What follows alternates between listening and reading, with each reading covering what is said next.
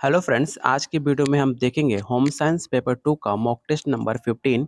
इससे पहले हमने 14 मॉक टेस्ट और टॉपिक वाइज प्रैक्टिस सेट कर रखा है जो आपके बिहार बीपीएससी टीचर 2.0 के लिए अत्यंत महत्वपूर्ण है। अगर आपने वीडियो नहीं देखा है तो आप जाकर वीडियो के प्लेलिस्ट में चेकआउट कर सकते हैं। और आप लोग के लिए 30 प्रैक्टिस सेट टॉपिक वाइज आपको दिया जा रहा है सिर्फ 101 रुपये में। और topic wise theory, one liner fact और question answer previous year question आपको सिर्फ मिलेगा 151 रुपये में। अगर आप दोनों लेते हो, दोनों लेने के लिए आपको सिर्फ 201 रुपये पे करना पड़ेगा और साथ में जो आपको मॉक टेस्ट कराया जा रहा है वो सारे पीडीएफ आपको फ्री में दे दिया जाएगा। लेने के लिए आप मुझे इस नंबर पे आप मुझे व्हाट्सएप कर सकते हो। और जिन्होंने पहले से प्रैक्टिस सेट ले रखा हुआ है तो उन्हें सिर्फ 100 रुपये का एक्स्ट्रा भुगतान करना होगा। उनको साथ में आपका टॉपिक वाइज थ्योरी पीडीएफ और आपका मॉक टेस्ट शेयर कर दिया जाएगा। आपके एग्जाम में मुश्किल से 1 महीना बचा है तो आप लोग सीरियस होकर पढ़ाई कर लीजिए, नहीं तो बाद में आपको पछतावा करना पड़ेगा। चलिए शुरू करते हैं आज का पहला क्वेश्चन। पहला क्वेश्चन है कि निम्नलिखित में किसका प्रतिशत दूध अधिक होता है? ऑप्शन है प्रोटीन, वसा, कार्बोहाइड्रेट या ऑप्शन डी है खनिज। काफ़ी इंपॉर्टेंट सवाल है, याद रखिएगा। मानव स्वास्थ्य के लिए वही भोजन लाभदायक है जिसमें कार्बोहाइड्रेट, प्रोटीन, वसा, खनिज, लवण एवं विटामिन उचित मात्रा में उपलब्ध हो। तो ऑप्शन सी आपका राइट आंसर हो जाता है।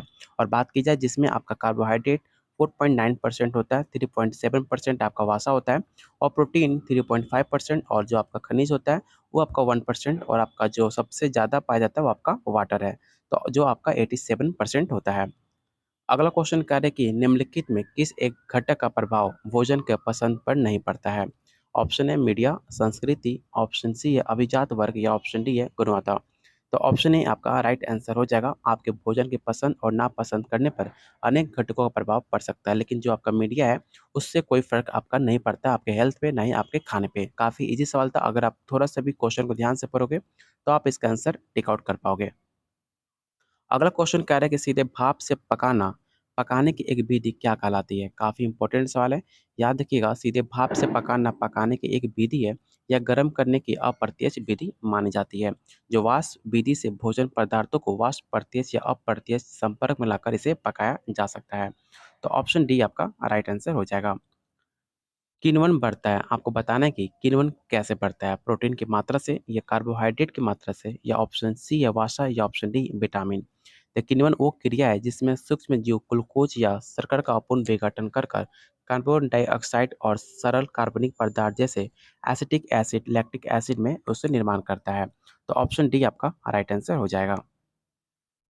अगला क्वेश्चन कह रहा है कि खाद्य पदार्थों को बोतल बंद, डिब्बा बंद और पैकिंग करने से उस खाद्य पदार्थ को बिगाड़ने वाले किस घटक को बहुत कम कर दिया जाता है? आपको बताना है इसका राइट आंसर क्या हो जाएगा। तो इसका राइट आंसर ऑप्शन आपका सी होगा, वायु की उपलब्धता पे आपका राइट आंसर सी हो जाएगा।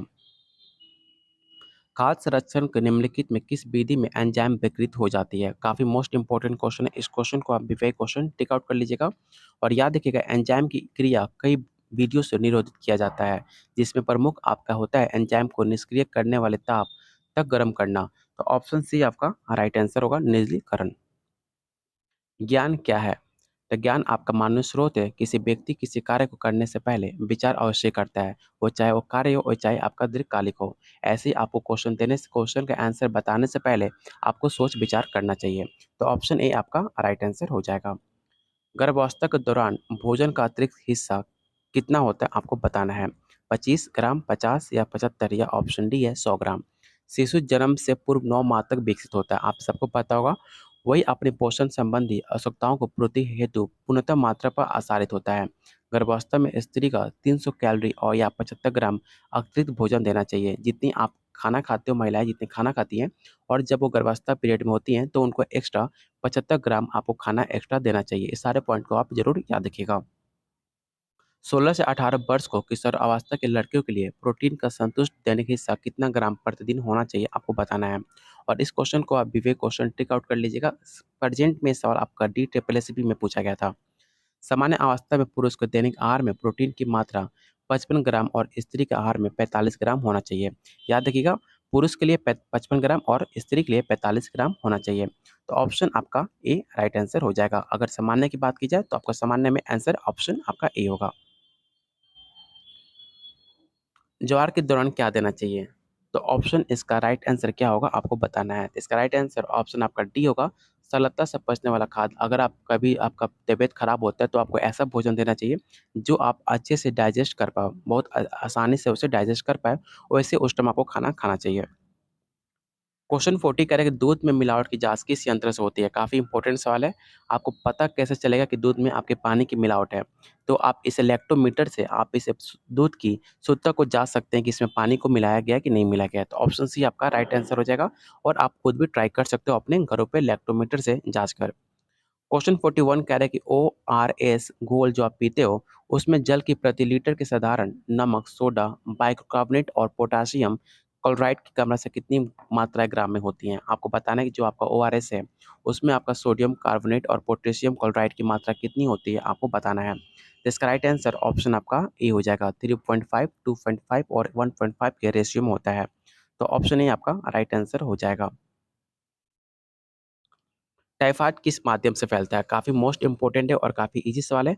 आप सबको पता होगा कि टाइफाइड जो होता है वो आपका अंतर्ज्वार भी कहते हैं, जो आपका एक संक्रामक रोग है जो आपके सैल्मोनेला टाइफी नाम के जीवाणु से इसे उत्पन्न किया जाता है। तो ऑप्शन आपका सी राइट आंसर हो जाएगा, जो आपके जल और आहार से फैलता है टाइफाइड।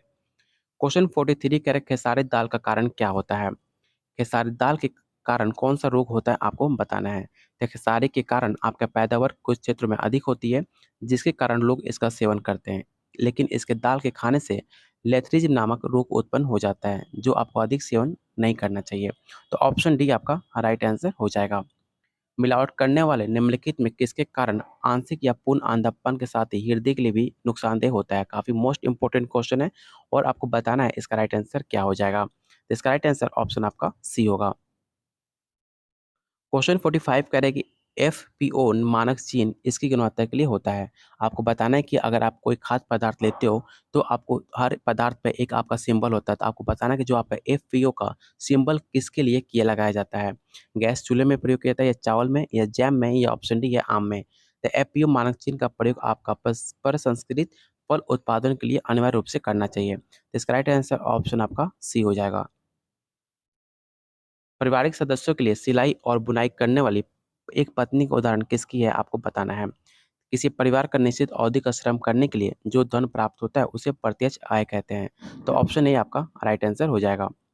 निम्नलिखित में किस प्रकार का लेखा भविष्य के लिए योजना बनाने में सहायक होता है? काफ़ी इंपॉर्टेंट सवाल है और याद रखिएगा, मानसिक लेखा भविष्य के लिए योजना बनाने में सहायक होता है। मासिक कार्य के अंतर्गत पिछले महीने के खर्च की जांच करना और अगले महीने का बजट बनाना, बजट के अनुसार महीने भर का सामान खरीदना आदि आप इसमें शामिल होता है। तो ऑप्शन सी आपका राइट आंसर हो जाएगा। किस प्रकार के बैंक खाते में धनराशि एक निश्चित अवधि के लिए जमा की जाती है? आप सबको पता होगा, जनता से बचत को प्रोत्साहित करने के लिए डाक विभाग ने सावधि जमा खाते की योजना 1970 में स्टार्ट करी थी, जिसके जमा लेखा के तहत बैंक खातों में धनराशि एक निश्चित अवधि के लिए जमा की जाती है। तो ऑप्शन डी आपका राइट आंसर हो जाएगा। उपभोक्ता संरक्षण अधिनियम कब स्टार्ट किया गया था आपको बताना, और इस क्वेश्चन को आप विवेक क्वेश्चन टिक आउट कर लीजिएगा। और याद रखिएगा, उपभोक्ता संरक्षण अधिनियम 1986 में आया था। ये उपभोक्ताओं के हितों की रक्षा के लिए एक कानून बनाया गया था। तो ऑप्शन सी आपका राइट आंसर हो जाएगा। निम्नलिखित में कौन एक नमत्य दर्शाता है?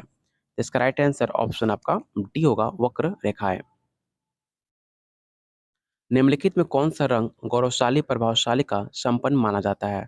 काफ़ी इंपॉर्टेंट सवाल है, इस क्वेश्चन को आप विवेक क्वेश्चन टिक आउट कर लीजिएगा। ऑप्शन है नीला, बैगनी, सफ़ेद या ऑप्शन डी है आपका काला। तो जो आपका बैगनी रंग होता है वो आपका राशि रंग कहा जाता है, जो आपके समृद्धि और वैभव और प्रभावशीलता वीरता ज्ञान का एक डिनोट करता है। तो ऑप्शन बी आपका राइट आंसर हो जाएगा। टुकड़ों को जोड़कर जब एक वस्त्र बनाया जाता है तो उसे किस रूप में वर्गीकृत किया जाता है? इसका राइट आंसर ऑप्शन आपका सी हो जाएगा। टुकड़ों को जोड़कर जब एक वस्त्र बनाया जाता है तो उसे सजावटी रूप में वर्गीकृत किया जाता है। एक अभिकल्प डिजाइन का परिधान के अंदर की सभी संधियों के बीच कौन सा संबंध क्या कहा जाता है आपको बताना है। इसका राइट आंसर ऑप्शन आपका डी होगा, अनुपात। अधिकांश लोग कपड़े में इस गुण को देखते हैं। आपको बताना है कि अधिकांश लोग कपड़ों में कौन सा गुण देखते हैं आपको बताना है। तो अधिकांश लोग जब भी आप कपड़ा खरीदते हो तो आप कपड़ा सबसे पहले आप लोग तो फैशन देखते हो, कौन सी कितनी कढ़ाई है, कितनी डिजाइन है, कैसा लुक आ रहा है। लेकिन अधिकांश लोग कपड़े खरीदते समय आरामदायक देखते हैं कि कपड़ा आपके लिए कंफर्टेबल है कि नहीं है। ऑप्शन सी आपका राइट आंसर हो जाएगा। निम्नलिखित में कौन-सा कपड़ा तौलियों के लिए उपयुक्त होता है? काफ़ी इंपॉर्टेंट सवाल है। ये सवाल आपका यूपी पीजीटी में पूछा गया था कि निम्नलिखित में कौन-सा ऐसा कपड़ा है जो तौलियों के लिए प्रयोग किया जाता है? तो ऑप्शन ए आपका राइट आंसर हो जाएगा, सूती कपड़ा होता है जो तौलिया होता है और काफ़ी आपके फेस के लिए काफ़ी आरामदायक होता है। कपड़ों की खरीदारी के लिए दिन का कौन-सा समय उपयुक्त होता है?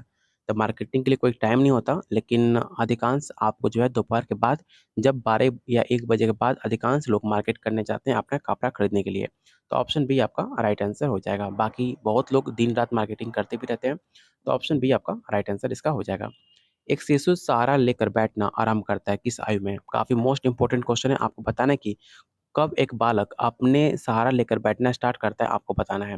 3 महीने में या साढ़े 3 महीने में या साढ़े 4 या ऑप्शन डी है 6 से 7 महीने में। तो इसका राइट आंसर ऑप्शन आपका डी हो जाएगा, 6 से 7 महीनों में जन्म के समय शिशु में इतनी क्षमता नहीं होती है कि वो अपने शरीर का संचालन कर सके।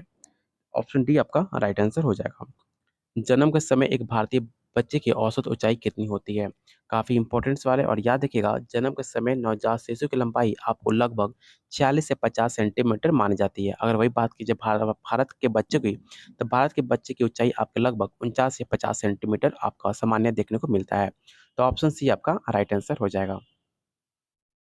किस उम्र के बच्चे को आरंभिक वजन दुगुना हो जाता है? काफ़ी मोस्ट इम्पोर्टेंट क्वेश्चन है। ये सवाल आपका यूपी पीजीटी में सवाल पूछा गया था। तो ऑप्शन बी आपका राइट आंसर हो जाएगा 6 माह में।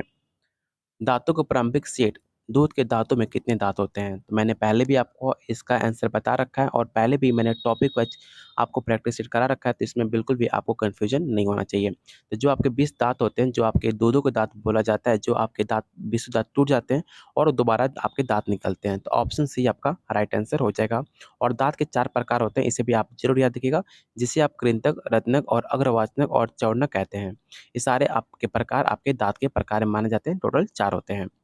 बजट कब सफल होता है? तो बजट तभी सफल माना जाता है जब उसमें विभिन्न गुण मौजूद हो, जैसे आय, व्यय में संतुलन, बजट के अनुसार व्यय और विशेष अवसरों के व्यय की व्यवस्था कर।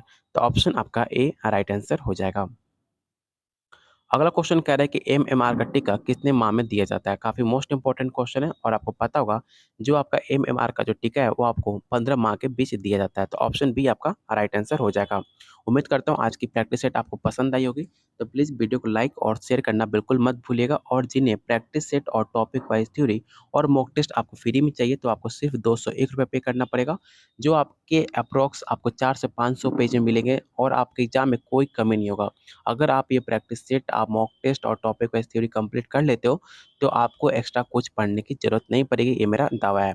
लेने के लिए आप मुझे इस नंबर पे आप मुझे व्हाट्सएप कर सकते हो। अगर आप सीरियस हो, आप चाहते हो कि इस पर कोई रिस्क नहीं लेना, आप अपना जॉब कन्फर्म करना चाहते हो, तभी आप प्रैक्टिस सेट या कोई भी टॉपिक वाइज़ थ्योरी पीडीएफ लेना। लेने के लिए आप इस नंबर पे मुझे व्हाट्सएप कर सकते हो। अगर आप चैनल पर नए हैं, तो प्लीज़ आप लोगों से रिक्वेस्ट है, चैनल को ज़रूर सब्सक्राइब कर लीजिएगा।